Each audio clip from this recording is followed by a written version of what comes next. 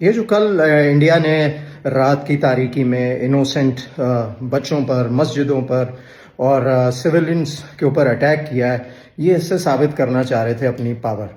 جبکہ ہم ابھینندن جب آیا تھا پاکستان، ہم دیکھ ہی چکے ہیں کہ ان کی فوج میں کتنی طاقت ہے، کتنا تپڑ ہے.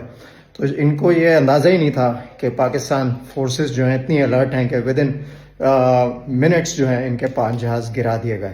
ان کو یہ آئیڈیا نہیں تھا. وائٹ فلیگز لہرا رہے ہیں یہ. تو بھائی اب یہ وائٹ فلیگز لہرانے کا ٹائم نہیں ہے، یہ مذاکرات کا یا نیگوسیشنز کا ٹائم نہیں ہے. ابھی تو پاکستان نے اٹیک ہی نہیں کیا آپ کے اوپر، ابھی تو آپ کو جواب ہی نہیں دیا.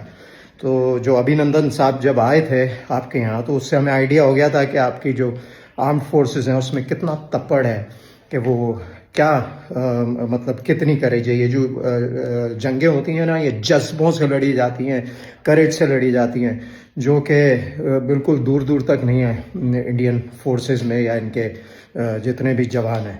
لڑنا ہے تو پاکستان آرمی سے، پاکستان نیوی سے، پاکستان ایئر فورس سے لڑ کر دکھاؤ، تو پتہ چلے گا کہ کس طرح سے لڑائی ہوتی ہے اور کس طرح سے جواب دیا جاتا ہے. سویلینز پر اٹیک بزدل کرتے ہیں، اور آپ نے پروف کیا ہے، آپ کا جو انڈین لیڈرشپ کا مائنڈ سیٹ ہے اس نے پروف کیا ہے کہ کتنے بزدل، کتنے کاورڈ ہیں. سو واچ آؤٹ.